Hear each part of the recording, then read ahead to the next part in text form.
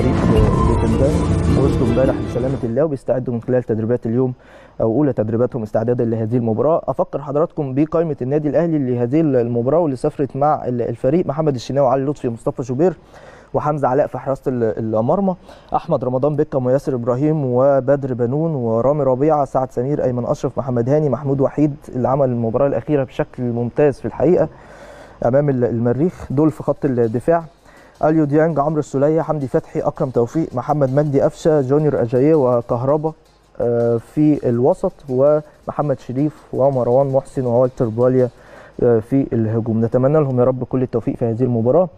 النهارده كان في مسحه طبيه بعثه الاهلي استعدادا لمواجهه سيمبا التنزاني، وده في اطار البروتوكول المتبع قبل اي مباراه افريقيه. ده بيبقى امر طبيعي، وان شاء الله باذن الله الكل يطلع عينته سلبيه. لكن في كل الاحوال في تدابير احترازيه لمواجهه كورونا في تنزانيا رغم عدم اعتراف الدوله هناك بالفيروس نفسه. يعني هم بيتعاملوا عادي، مفيش اي مشكله، بدليل ان هيبقى في جماهير في المباراه 30,000 تقريبا في الملعب.